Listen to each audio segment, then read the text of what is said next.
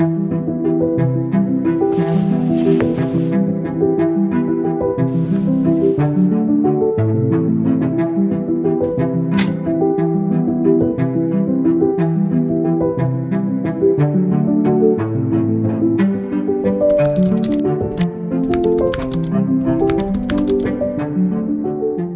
les amis, j'espère que vous allez bien. Aujourd'hui, on va parler d'un thème important qui est la solitude. Quelqu'un a dit un jour, la solitude est une cruelle compagnie. C'est vrai ça. On vit dans une société ultra connectée, vous le savez comme moi, vous le voyez, vous avez même un téléphone qui vous relie à tout un tas de personnes, on peut s'appeler les uns les autres, s'encourager, se dire des bonnes paroles. Il y a Internet, les réseaux sociaux, la télévision, bref, tout y est. Pourtant, il y a tellement de gens qui se sentent seuls. En fait, il y a des gens qui ont un sentiment d'isolement à cause de leur vie, ils se sentent incompris, différents des autres, mal aimés, rejetés. Parfois même, on peut se sentir seul au milieu de la foule, quoi qu'entouré, on pense qu'on est seul. Et c'est terrible, c'est un terrible sentiment qui nous emprisonne et qui nous plonge dans le désespoir et qui nous pousse à croire qu'on est seul au monde. En fait, la solitude, je l'ai connue, j'étais jeune et j'ai vécu des moments extrêmement pénibles et difficiles pour un gamin. Puisque mon grand frère était en prison et ma belle-mère était à l'hôpital. Et moi, je me suis retrouvé à la rue. Je dormais dans la rue, je mangeais dans la rue, je vivais dans la rue. La rue, c'était mon dortoir. Mes journées, elles se décomposaient en deux parties. Le matin, j'allais voir mon frère en prison. Moment difficile puisque la prison, il ne la supportait pas. Il y avait beaucoup de détresse dans son cœur. Il était seul, j'étais son seul repère, la seule personne qui le reliait avec le monde extérieur. Donc, il me partageait ses fardeaux et ses souffrances, mais j'étais un gamin. Moi, je n'avais pas les réponses. J'avais juste de l'amour, de l'attention à lui donner. Mais je devais l'aider à traverser cette situation qui était pénible. Je pense que ce qui m'a le plus marqué, ce qui m'a le plus fait mal, c'est ma belle-mère. Hospitalisée pour une leucémie, elle est dans une chambre d'hôpital et ce couloir, il me fait peur, il est horrible. Je l'appelle le couloir de la mort, le couloir de la mort. Parce que du jour au lendemain, il y avait une personne qui décédait. Tous les jours, il y avait une personne qui mourait. Ma belle-mère était désespérée, anéantie par cette leucémie, ce cancer qui la rongeait de l'intérieur. Également, elle me partageait ses fardeaux, ses souffrances, ses angoisses, ses craintes, ses peurs. Et je voyais son état de santé se détériorer. Un jour, les médecins m'ont convoqué. Ils m'ont dit « Vous avez vu votre belle-mère, malgré les traitements, la chimiothérapie, la greffe de moelle, il n'y a rien qui va, il n'y a rien qui va, il n'y a rien qui se passe. Il faut préparer la famille, il faut vous préparer au pire. » Et la question qu'un médecin m'a posée, c'est celle-ci. Est-ce qu'il y a quelqu'un? Est-ce qu'il y a quelqu'un pour vous aider? Est-ce que ton père est là? Est-ce que tu as un oncle, une tante? Est-ce qu'il y a quelqu'un avec toi? Ben non. Il n'y a personne. Je suis tout seul. Je suis tout seul. M'arriver de marcher dans la rue sans avoir la force de contenir mes larmes. J'étais pas bien. J'aurais voulu avoir quelqu'un pour m'aider, quelqu'un pour me relever, me fortifier, mais j'étais seul. Seul à affronter cette situation. Je ne croyais pas que Dieu s'intéressait à moi, je croyais qu'il existait, mais rien de plus, rien de moins. Pourtant, un jour, en désespoir de cause, j'ai levé les yeux vers lui et j'ai adressé une prière. Je pense que c'est la première fois même que je l'invoquais. Je pense que c'est la première fois que je lui parlais. Et je lui ai dit, s'il te plaît. Il faut que tu viennes en aide à ma belle-mère. Parce que si elle meurt, qu'est-ce que je vais faire? Qu'est-ce que je vais devenir?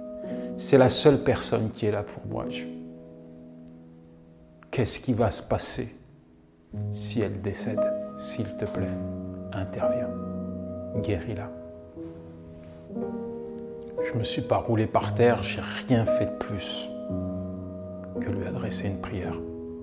Mais ce jour-là, il m'a entendu. Ce jour-là, il m'a répondu. Et je l'ai vu. Oui, je l'ai vu. De mes yeux, je l'ai vu poser sa main sur ma belle-mère, la guérir, la remettre debout. J'ai vu Dieu la sortir de l'hôpital et lui redonner la vie. Il lui a redonné la vie. Alors, aujourd'hui, bien des années plus tard, je sais que même si je me suis senti seul au sein de cette épreuve, difficile, en fait, je n'étais pas seul. Je n'ai jamais été seul. Il a toujours été à mes côtés, il a toujours été là pour moi. Et le fait de lui parler, de lui faire part de ma douleur, de mon fardeau, c'était une opportunité pour lui, une occasion de se révéler à moi et de me dire, Yanis, mais je t'ai entendu et tu n'es pas seul. On va parler de ce thème ensemble et je veux t'amener à réaliser, toi qui m'écoutes, toi qui me regardes, que quelle que soit ta situation, tu ne seras jamais seul. On en parle maintenant. Donc pour parler de ce thème, on va dans 2 Timothée chapitre 4. Paul l'a rédigé dans une prison à Rome. Et là, au chapitre 4, eh bien, il nous fait part d'un fardeau qu'il porte. Il lutte contre la solitude parce qu'il est tout seul et il va comparaître devant l'empereur Néron et il envisage le pire, la mort par décapitation. On va parler de 3 causes et 3 remèdes à la solitude. Première cause, l'épreuve. Les jours de Paul sont comptés. Un changement majeur va s'opérer dans sa vie et c'est une épreuve lourde et difficile à traverser pour lui. Je ne sais pas pour vous, mais parfois l'épreuve a tendance à nous isoler. Parfois, lorsque nous traversons une épreuve, nous avons tendance à nous éloigner de Dieu. Dans le psaume 102, versets 4 à 7, le psalmiste va dire « Mon cœur est frappé et desséché comme l'herbe, si bien que j'oublie de manger du pain. Je suis comme un pélican du désert, je suis comme un hibou du désert. Je veille et je suis comme un moineau seul sur le toit d'une maison. » Voilà ce qu'il dit à cause de la solitude. Dans un autre psaume, 142, verset 4, il dit « J'ai regardé à ma droite et j'ai vu, mais il n'y a pas d'homme qui veuille me connaître. Personne ne se soucie de moi. » Quelle est l'épreuve que tu traverses actuellement? Quelle est l'épreuve qui s'est installée dans ta vie? Peut-être que cette épreuve te laisse croire que tu es seul, mais moi je vais te dire de la part de Dieu, tu ne seras jamais seul. Je ne te quitterai jamais, je ne t'abandonnerai jamais. Hébreux 13, verset 5.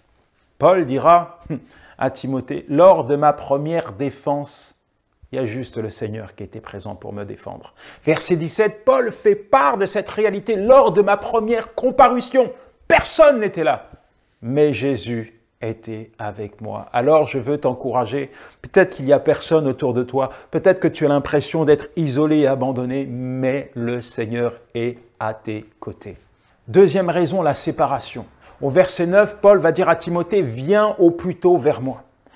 Paul, c'est quelqu'un qui a l'habitude du contact humain, c'est quelqu'un qui a l'habitude d'être entouré, c'est un homme qui est au service des autres. Et là, il se retrouve seul en compagnie de son ami fidèle Luc. Mais il est seul et ça, être séparé, c'est pas agréable. Et c'est la même chose pour nous. Lorsque nous sommes séparés des autres, eh bien, on a tendance à croire qu'on est seul. On a tendance à croire que personne ne se soucie de nous.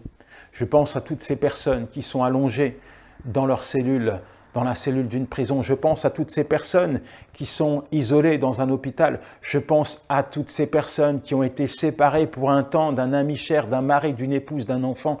Je pense à toutes ces personnes qui se sentent seuls. Et c'est peut-être ton cas actuellement. Peut-être que tu sens que la solitude s'est installée dans ton cœur. Peut-être que tu sens qu'il n'y a plus personne autour de toi. Mais moi, je vais te dire quelque chose. Dieu est là. En fait, il n'y a aucune raison qui doit te laisser croire que tu es seul. Parce que c'est juste une impression. Il n'y a aucune raison qui doit te laisser croire que Dieu n'est pas avec toi. Et dans Romains 8, versets 38 à 39, il est dit « Mais dans toutes ces choses, nous sommes plus que vainqueurs, par celui qui nous a aimés. Car j'ai l'assurance que ni la mort, ni la vie, ni les anges, ni les dominations, ni les choses présentes, ni les choses à venir, ni les puissances, ni les hauteurs, ni les profondeurs, ni aucune autre créature ne pourra nous séparer de l'amour de Dieu manifesté en Jésus-Christ. Il n'y a aucune raison qui doit te laisser croire que tu es seul, parce qu'il n'y a aucune raison qui est susceptible de te séparer de l'amour de ton Seigneur. Rien sur la terre et dans les cieux. Il n'y a aucune tempête, aucun cyclone, aucun ouragan, rien qui peut te séparer, aucune puissance qui peut anéantir la puissance de Dieu, aucune puissance qui peut anéantir l'amour de Dieu, aucune puissance qui peut remettre en question la fidélité de Dieu, aucune puissance qui peut te séparer de son amour. Dieu est avec toi, Dieu marche avec toi. L'une des raisons également qui peut nous pousser à nous sentir seuls, c'est le rejet. Au verset 16, Paul dit « Ma première défense, personne n'est venu me soutenir, mais tous, ils m'ont abandonné. » La communauté chrétienne qui est autour de Paul l'avait abandonné. Cet homme qui faisait tellement de bien aux gens se retrouve seul et il en souffre. Et ça lui fait mal parce qu'il le dit, tous m'ont abandonné. Le rejet, c'est dévastateur. Le rejet, ça fait mal. Le rejet, ça t'isole. Combien de personnes sont seules? Combien de personnes sont isolées aujourd'hui parce qu'ils ont vécu la trahison? Ils ont vécu le divorce, ils ont vécu l'infidélité, ils ont vécu la persécution, ils ont vécu le mépris et ils en souffrent. C'est peut-être ce que tu traverses aujourd'hui. Peut-être que, au travers de ces raisons que je viens d'évoquer, tu t'es isolé. Mais là encore, je veux te rassurer. Là encore, je veux t'encourager. Parce que tu n'es pas seul, parce que Dieu est avec toi. Et Isaïe 49 au verset 15, il est dit « Une femme oublie-t-elle l'enfant qu'elle allait? N'a-t-elle pas pitié du fruit de ses entrailles? Quand même elle l'oublierait. Moi, je ne l'oublierai point. » Dieu ne peut pas t'oublier. Je dis que Dieu ne peut pas t'oublier. Ses yeux sont fixés sur toi. Ta mère t'a peut-être abandonné. Ton père t'a peut-être rejeté. Les gens, le monde t'a peut-être trahi, tourné le dos, mais Dieu reste le même. Il ne peut pas t'oublier. Ses yeux sont constamment sur toi. Il sait qui tu es et il t'aime. Alors, je veux te conduire à réaliser toute la fidélité de Dieu. Je veux t'amener à te blottir dans ses bras d'amour. Je te donne trois clés pour sortir de la solitude. Première clé, utilise ton temps. Paul va dire dans 2 Timothée 4, verset 13, « Lorsque tu viendras, rapporte-moi le manteau que j'ai laissé, ainsi que les livres, surtout les parchemins. » Paul voulait un vieil exemplaire familier de la parole de Dieu. Il voulait rester en contact au travers de la parole avec Dieu. Et il avait besoin aussi d'écrire des choses. Il avait besoin de communiquer ce que Dieu avait mis sur son cœur. Et nous savons que une bonne partie du Nouveau Testament a été rédigée par Paul. Alors, permettre à Dieu d'être au centre de notre vie passe également par une utilisation de notre temps. En réalité, le temps que Dieu te donne, c'est un temps que tu dois utiliser pour nourrir, chérir et enrichir ta vie spirituelle. Il faut savoir tirer le meilleur parti d'une mauvaise situation. Le livre de la vie te rend la vie. Le livre de la vie te rapproche de l'auteur de la vie. Dans Josué 1, verset 8, il est dit que ce livre de la loi ne s'éloigne point de ta bouche. Médite-le jour et nuit pour agir selon tout ce qui est écrit. C'est alors et alors seulement que tu auras du succès dans tes entreprises. C'est alors que tu réussiras. L'homme ne vivra pas que de pain simplement, mais de toute parole qui sort de la bouche de l'Éternel. Il faut que tu restes au contact de la parole de Dieu. Il faut que tu nourrisses ton âme afin d'être stable, afin d'être épanoui, afin d'être en communion avec ton Dieu. Et cette communion te permettra de réaliser que tu n'es pas seul dans ta situation. Deuxième point, n'amplifie pas la douleur. Quand on vit des choses compliquées et difficiles, on a tendance à se morfondre. On laisse la douleur nous écraser et on a même également tendance à l'amplifier. On est des amplificateurs de douleur. Ma situation est désespérée, je ne m'en sortirai jamais. J'ai envie de te dire, refuse d'être une victime. Dieu ne veut pas faire de toi une victime. Tu es son enfant, relève la tête, il est avec toi. Tu n'es peut-être pas responsable des souffrances actuelles que tu traverses, mais tu es responsable de l'attitude que tu vas adopter pour les traverser. Quelqu'un a dit un jour, de ton attitude dépend ton altitude. Alors ne laisse rien ni personne, ne laisse aucune douleur, aucune circonstance défavorable t'emprisonner ou faire de toi une victime. Parle de tes douleurs à Dieu. Parle-lui de ce que tu ressens, de ce que tu vis, de ce que tu traverses, parce qu'il est avec toi. Mon troisième point, reconnais la présence de Dieu. Jésus-Christ a dit dans Jean 28, verset 20, « Je suis avec vous tous les jours jusqu'à la fin du monde. » Quelle parole! Quelle parole! Cette parole devrait te rassurer comme elle me rassure. Je suis avec toi. Voilà ce que le Seigneur te dit. Je suis avec toi à chaque instant, à chaque moment. Au quotidien, je suis là. Il y a un vide spirituel dans le cœur de l'homme. En fait, ce vide, on essaie tant bien que mal de le combler. Mais ce vide, c'est la place de Dieu. Et peut-être que ce vide qui est là dans ton cœur, peut-être que ce vide qui représente cette solitude que tu traverses, tu n'arrives pas à le combler. Parce que c'est la place de Dieu. C'est la place qui est réservée à Dieu. Alors, à partir d'aujourd'hui, apprends à contempler, à reconnaître la présence de Dieu. Sors, quitte cette solitude qui te détruit intérieurement et passe du temps de qualité dans sa présence. Une question, est-ce que tu cherches la présence de Dieu? Est-ce que tu laisses ces moments défavorables, ces moments qui t'ont isolé, te sortir de la présence de Dieu? Quand bien même tu chercherais la présence de Dieu, où le cherches-tu? Où est-ce que tu cherches la présence de Dieu? La présence de Dieu, elle est là. La présence de Dieu, elle est au travers de sa parole. La présence de Dieu, elle est dans la prière. La présence de Dieu, elle est dans la communion fraternelle. Dieu est là, Dieu est à tes côtés. Et en fait, il ne t'a jamais quitté. Peut-être que c'est toi qui l'as quitté. Peut-être que tu as permis à ce que tu traverses aujourd'hui de te sortir de sa présence. Mais Dieu est là.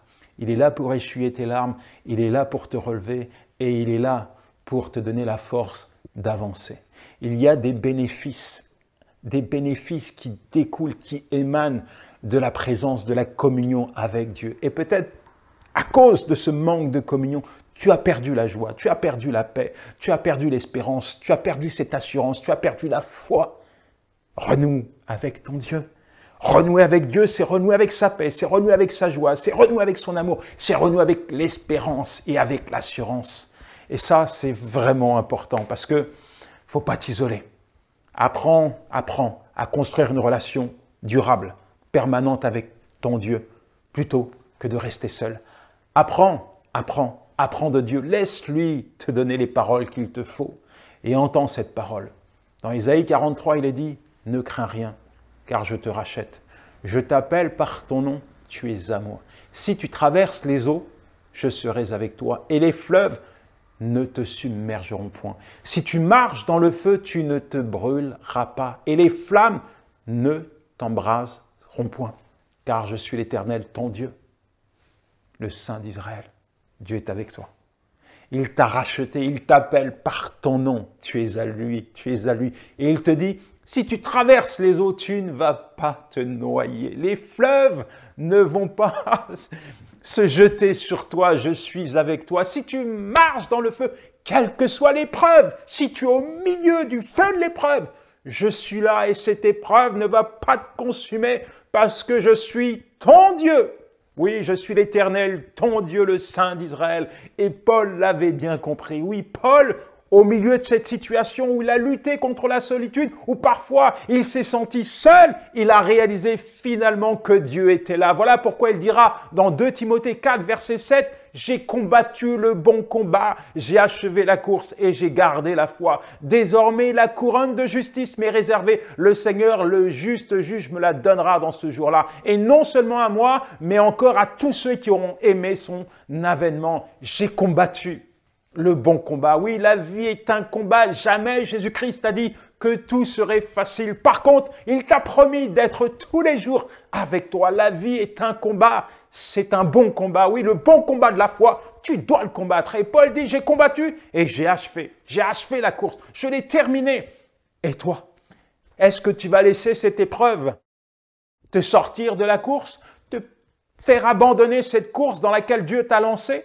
Est-ce que tu vas laisser cette épreuve te stopper net? Non, Paul dit, j'ai achevé la course. J'ai achevé la course non par mes propres forces, mais par la foi que j'ai placée en Jésus-Christ. Oui, j'ai gardé la foi en Jésus-Christ. Garde la foi, même si tu rampes, même si tu es sur les genoux, même si tu n'en peux plus, garde la foi, parce que si tu crois en Dieu, alors il te donnera la force de marcher, la force d'avancer, la force de courir. Oui, Dieu te permettra de courir, d'avancer et à la fin, tu pourras dire, je l'ai fait, oui, je l'ai fait désormais. Dieu va me récompenser désormais. Dieu va me donner ma couronne.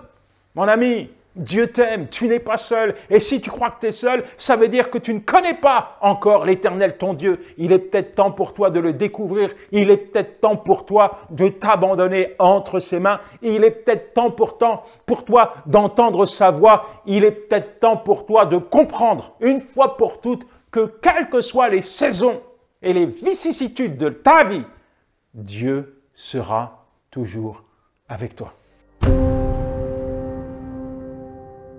Nous allons prier. Nous allons demander à Dieu d'agir. Je vais demander à Dieu de se révéler à toi. Toi qui te sens seul dans ton combat, toi qui te sens seul dans ton épreuve, toi qui te sens seul aujourd'hui, je veux demander à Dieu de se révéler à toi. Merci Père. Merci parce que peu importe où nous sommes, peu importe ce que nous traversons, tu es là. Ah oui, mon Dieu. Il n'y a rien qui peut nous séparer de ton amour. Il n'y a rien qui peut remettre en question ton engagement. Seigneur, viens rassurer, viens te révéler au cœur de ton enfant en ces instants. Viens lui parler, dis-lui simplement un mot afin qu'il puisse reprendre la route et combattre le bon combat. Dis-lui simplement une parole afin de le remettre debout, de le remettre dans la course. Dis-lui simplement une parole afin de renouveler ses forces. Oui, Seigneur, tu as une parole. Tu as une parole pour ton enfant. Merci Saint-Esprit de ce que tu déposes cette parole. Merci Saint-Esprit de ce que tu viens affermir la foi de ton enfant. Merci Saint-Esprit de ce que tu le sors, tu l'éjectes de son isolement. Merci Saint-Esprit de ce que tu établis une communion. Merci Saint-Esprit de ce que tu poses ta paix, ton espérance dans son cœur. Seigneur, pose ta main sur ton enfant. Affermis ses jambes, affermis ses pas, affermis sa foi. Pose ta main sur ton enfant. Oui, enlève le joug qui l'empêche de lever les yeux vers toi. Brise ce joug dans le puissant nom de Jésus. Dans le puissant nom de Jésus, brise ce joug sur ses épaules. Seigneur, merci. Merci pour les yeux qui s'ouvrent. Merci pour l'espérance qui renaît dans les cœurs. Merci pour la joie. Merci. Merci pour le souffle nouveau. Merci, merci, merci. Merci parce que tu viens confirmer, ratifier ta fidélité. Merci pour tes promesses qui sont là, qui sont vraies. Merci pour les personnes que tu mets au travers de tes enfants, tes personnes pour aider, pour encourager. Merci pour tes enfants qui sont là et qui vont être également des instruments pour venir fortifier celui qui se sent seul. Actuellement, merci parce que tu nous sors de l'isolement. Merci mon Dieu pour ta lumière qui éclaire nos vies. Dans le nom de Jésus, dans le nom de Jésus, je t'ai prié. Je veux vraiment que tu puisses garder ce message dans ton cœur. Je veux vraiment que tu puisses saisir ce message. Je veux vraiment que tu puisses comprendre que dans la parole de Dieu, il y a plus de 7000 promesses. Et il y en a une pour toi maintenant. Il faut que tu la saisisses par la foi et que tu ne restes pas seul dans ton combat. Je veux que tu lèves les yeux vers Dieu. Je veux que tu puisses prendre sa main. Je veux que tu avances. Je veux que tu sortes de ton isolement. Seigneur, merci, merci, merci. Merci, mon Dieu, pour l'œuvre que tu accomplis dans le cœur, dans la vie de chacun de tes enfants. Merci parce que tu l'amènes à réaliser qu'il y a une parole dans ta parole qui la concerne. Seigneur, je pense à cette femme qui lutte seule au sein de son foyer. Je te demande de lui manifester ta fidélité, ton amour. Seigneur, je pense, Seigneur, à toutes ces personnes qui luttent seules, quel que soit leur combat, quelle que soit leur bataille. Je te demande, Seigneur, toi, notre puissant Rédempteur, de leur faire grâce. Oui, Seigneur, augmente la force de celui qui tombe en défaillance. Augmente la vigueur de celui qui est faible. Que nous puissions nous appuyer sur toi. Ta grâce, elle nous suffit. Ta puissance, elle nous suffit. Parce que ta puissance, elle se manifeste dans nos faiblesses. Que le faible dise, je suis fort, Seigneur, merci, merci pour la force. Merci pour la force que tu donnes. Merci, Seigneur. Merci, mon Dieu. Merci, mon roi, pour la force que tu donnes aux parents, pour la force que tu donnes à tes enfants, pour la force que tu donnes au quotidien, pour la force qui vient de toi, pas une force humaine, mais une force surnaturelle qui nous permet d'avancer, de triompher et de traverser n'importe quel obstacle. Merci pour la force que tu donnes, cette force qui se manifeste au sein même de nos faiblesses. Amen, amen et amen. Mon ami, je crois que Dieu t'a parlé. Au travers de ce message, je crois que Dieu t'a dit, sors de ta solitude parce que tu n'es pas seul et tu n'as jamais été seul. La solitude pour toi, c'était juste une impression, c'était juste une réalité qui était liée à ta réalité, mais pas à la fidélité de Dieu parce que Dieu ne t'a jamais abandonné. Alors garde cette parole dans ton cœur et on se voit la semaine prochaine pour une nouvelle émission. Que Dieu te bénisse.